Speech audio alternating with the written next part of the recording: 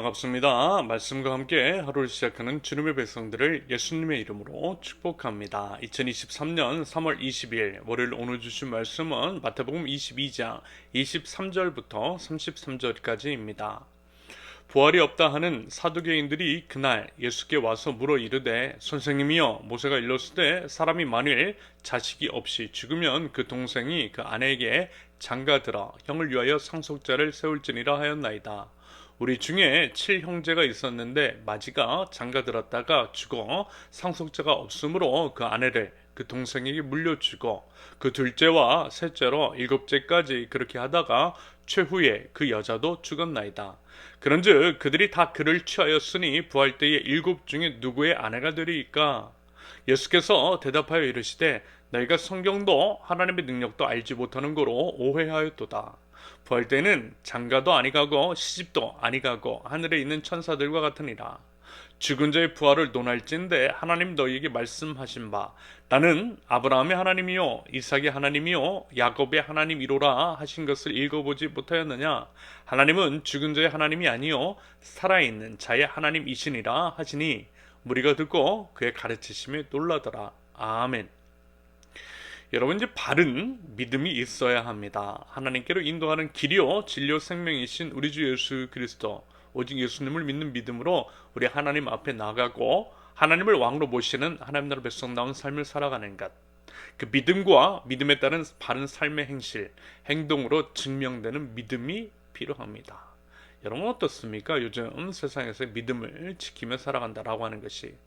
여러분 넷플릭스 드라마 나는 신이다를 보신 분들이 있을 겁니다. 저는 개인적으로요 우리 신앙인들이 꼭 한 번씩은 볼 수 있기를 바라는 마음이 있어요. 자극적이고 선정적인 면만이 아니라 이단의 실체를 직시하고 경계할 뿐만이 아니라 우리 인지 신앙생활을 또한 들여다보는 하나의 기회로서 그것들을 살펴보시라는 겁니다.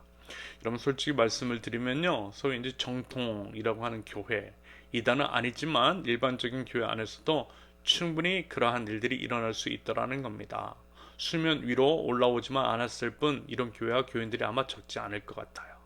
지금은 우리가 이단을 욕하고 있지만 우리도 똑같을 수 있어요. 그리고 이제 종종 언론에 등장하는 일부 교회의 문제들, 그것은요 사실 빙산의 일각일 뿐일 수 있다라는 겁니다. 생각보다 많아요. 특히 이제 반지성주의적인 경향이 농후하고 설교를 전하는 한 사람의 입에만 주목하게 만드는 교회 시스템, 그러면서 이제 소위 예배 중심의 신앙생활을 강조하는 것은요 집단적 종교적 가스라이팅을 하는 것일 수도 있겠습니다. 여러분 무비판적으로 한 사람의 말을 그렇게 이제 계속해서 듣고 그 말에 주입이 되다 보면요 그것이 이제 참인지 거짓인지 하나님의 말씀인지 사람의 말인지 분별하기가 힘들어지더라는 겁니다. 그러면서 자신도 모르는 사이에 거짓의 대변자, 옹호자가 될 수가 있고요 착취의 대상이 될 수 있더라는 겁니다. 이 부분을 꼭 경계하실 수 있기를 바랍니다. 더불어 이제 정치인들, 그 외 이제 사회 지도자급 인사들, 그들이 이제 비리, 토지 문제, 성 비위, 뇌물 공여, 탈세 등등 그러한 자들 중에 적지 않은 자들이 여러분 겉으로는 기독교 신자, 교회 장로 집사, 중직자들인 것을 여러분들 아세요? 교회 안에서 수상한 거래들이 이루어지더라는 겁니다. 아무튼 이러한 일들을 마주하면서요 한 사람이 그리스도인으로서 참 많이 부끄럽고 죄송하고, 그러면서 이제 정신 똑바로 차리고 제대로 믿어야겠다라고 하는 생각과 다짐을 하게 됩니다. 목사로서 저도 성도 여러분들에게 바른 신앙의 길을 제시해야겠다라는 생각이 들어요. 두렵고 떨리는 마음으로 꼭 그래야만 하겠습니다. 결국 그런 일들은요 하나님을 제대로 믿지 않으면서 그리고 이 땅에서의 삶이 전부라고 여기고 있음에서 비롯되는 것이라고 생각합니다. 그렇지 않다면요 감히 그와 같은 짓을 저지를 수는 없는 것이겠죠. 영원하지 않은 것들, 돈, 땅, 명예, 권력 같은 것들에 집착을 하고 그것들에 이제 미련을 버리지 못하는 것은요 자기 스스로 영원한 하나님의 나라를 부정하는 것이라 할 수 있겠습니다. 지난주에 이제 하나의 이슈가 되었던 전두환 씨 손재의 발언, 예를 들어 제가 만약에 전재용 전도사라고 한다면요, 그리고 정말 그가 목사가 되려고 한다면요, 그리고 진짜 믿음을 가지고 있다면요 국가와 사회에 자신의 이제 그 재산을 환원하지 않을까라는 생각을 해보았습니다. 자신의 아들을 정신병자로 몰아가면서 그와 같은 이야기가 회자되는 가운데에 여전히 천문학적인 재산, 수많은 무고한 사람들의 피 위에 쌓은 재산, 그것을 대물림 받은 그것을요 움켜쥐고 있는 사람이 기독교 신앙을 운운하고 목사가 되려고 하는 것은 좀 많이 이상해 보입니다. 말하자면 오늘 본문에서 사두개인들도요 거의 비슷한 모습과 삶의 태도가 보입니다. 하나님을 믿고 하나님을 섬긴다라고 하지만 영원하지 않은 것들, 이 땅에서의 것들에 취해 있는 그들, 그러면서 예수님을 부정하고 공격하는 사두개인입니다. 참고로 사두개인은요 BC 2세기경 하스모니안 왕조 때에 사독의 후예임을 자처하는 여러 제사장들에 의해서 형성된 유대교의 당파입니다. 종교와 정치의 구심점이라고 할 수 있는 대제사장을 중심으로요 귀족들의 권익을 대변하는 일종의 정치 집단이자 이 집단이라고 할 수 있겠습니다. 철저한 현실주의자들이었고요 로마 제국에 기대어서 현실적인 이익을 추구하는 철저한 현실주의자 집단이었습니다.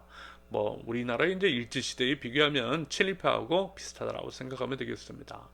아무튼 이제 그러면서 그들은요 어쩌면 당연하게도 부활을 믿지 않았어요. 부활이라든지 천사, 영생, 영혼을 믿지 않았습니다. 오직 현세에 받는 물질의 복, 돈과 권력에 취해 있었어요. 하나님을 잘 안다라고 하는 그들이 스스로 하나님을 부정하는 삶을 살았던 겁니다.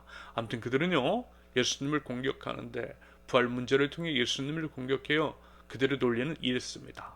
만약에 부활이 있다라고 한다면 예를 들어 형이 죽으면 동생이 형수를 취하여 대를 잇는 계대혼을 들어서 그러할 때에 나중에 모두 부활하게 된다면 하나님 나라에서 그 여자는 도대체 누구의 아내가 되느냐라고 하는 식으로 따져 묻는 거예요. 말하자면 이것은요 유한한 땅의 논리로 영원한 하나님 나라 하늘의 논리를 판단하는 것이라 할 수 있겠습니다. 전혀 맞지 않는 말, 하나님 나라에 대한 뭘 이해해서 비롯된 그릇된 발언을 하는 것으로 볼 수 있겠어요. 그리고 이러한 논리, 즉 부활을 부정하는 사두개인의 주장은 앞서 말씀을 드렸듯이 그들의 욕심, 현세에서 취하고 누리고 있는 그들의 부와 권력 때문임을 어렵지 않게 알 수 있을 것입니다. 예를 들어 여러분, 부자들이 예수님을 믿기가 쉽지 않다라는 거예요. 성경에 나오는 부자 청년의 이야기, 하나님의 율법을 모두 지켜 행하여서 자신만만했지만 예수님께서 재산을 팔아 가난한 자들에게 나눠주라고 하셨을 때에 근심하며 예수님을 떠난 그 사람과도 같은 맥락으로 이해할 수 있는 부분입니다. 한마디로 아쉬울 것이 없는 거예요. 하나님 없어도 잘 먹고 잘 산다는 겁니다. 누릴 거 다 누리면서 그렇다라는 거예요. 그래서 굳이 하나님 나라를 믿을 이유도 없고 현세로서 끝이며 부활 같은 것은 없다라고 하는 그런 주장을 펼치고 있는 것이겠죠. 사실 그렇게 되기를 믿는 거예요. 하지만 큰 착각하고 있는 겁니다. 여러분, 부활 있어요. 하나님 나라 있어요. 영원한 하나님 나라는 분명히 있고요. 영원한 삶에 비해서 이 땅에서의 삶은 그저 잠시 잠깐 순간일 뿐이라는 것을 기억해야만 합니다. 이것이 우리의 믿음이라는 거예요. 그러면서 영원한 하나님 나라에서의 삶을 준비하는 것이 지혜로운 삶의 태도, 삶으로 증명해야 할 믿음인 것입니다. 아무튼 그런 어리석은 질문에 대해서 하나님 나라가 무엇인지 세상의 논리와 지식으로 가늠할 수도 없고, 하나님 나라에서는 천사들처럼 다시 죽지도 않고 결혼하지도 않고 이 땅에서의 가족관계는 없고요. 다만 하나님을 아버지로 모시며 모두가 한 형제 자매로 한 가족처럼 살 것임을, 결혼이 없어도 모두가 친밀한 관계를 맺을 것임을 우리 예수님께서 분명하게 말씀해 주신 겁니다. 한마디로요, 하나님을 제대로 알라는 거예요. 하나님의 나라를 바르게 알라는 겁니다. 바른 믿음을 소유하라는 말씀이신 것이겠죠. 현세에서 누리고 있는 것들에 취해서 하나님 나라를 제대로 보지 못하는 사두개인들의 어리석음을 지적하신 겁니다. 그렇다면 여러분은 어떻습니까? 우리의 믿음, 우리는 과연 하나님의 나라를 제대로 알고 또 보고, 그리고 하나님 나라 백성다운 삶을 살고 있는 것인지, 혹시라도 사두개인처럼 현세에 집착하고 있는 것은 아닌지. 여러분, 삶을 보면요, 우리가 무엇을 믿는지가 보여요. 지출이 곧 우리의 믿음일 수 있습니다. 영원하지 않은 것들에 집착하는지 아니면 영원한 것들을 바라보고 사는 것인지. 여러분, 우리는 과연 어떤 사람입니까? 우리의 시선은 대체 어디를 향해 있습니까? 부디어 여러분, 바른 믿음으로 바른 신앙인의 길을 걸어가는 저와 여러분들, 영원을 지혜롭게 준비하면서 사는 하나님 나라 백성들 모두가 되실 수 있기를 예수님의 이름으로 축원합니다. 함께 기도합니다. 하나님 나라의 백성다운 삶을 살아가기를 원합니다. 참 믿음을 가지고 예수 그리스도를 따라서 영원을 준비하는 삶을 살아가며 믿음의 바른 선택을 해나갈 줄 아는 믿음의 백성이 될 수 있도록 우리 하나님 저의 삶의 선택을 주관하여 주시옵소서. 하나님을 우리 주 예수 그리스도를 하나님의 나라를 제대로 알기를 원합니다. 입술로만 믿는다라고 하는 것이 아니라 몸만 교회에 출석하는 것이 아니라 온전한 삶으로 믿음을 증명하게 하옵소서. 하나님 나라 백성다운 지출이 있게 하시며 땅의 만족에 취해 있고 땅의 재물을 쌓는 것이 아니라 하나님의 나라를 소망하며 하나님 나라의 상급을 쌓을 줄 아는 저희들, 하나님의 뜻을 제대로 알아 하나님의 것을 하나님의 시선이 머문 곳으로 올려보낼 줄 아는 믿음을 허락하여 주시옵소서. 하나님 저희의 삶을 통해서 이웃들이 희망을 얻게 하시며 우리 예수 그리스도를 보고 주님께로 돌아올 수 있도록 하나님 저희 모든 삶을 인도하시고 하나님 저희를 사용하여 주시옵소서. 예수 그리스도의 이름으로 기도합니다. 아멘. 하나님께서 오늘 주신 말씀과 각자의 기도 제목을 놓고요, 우리 잠시 기도하도록 하겠습니다.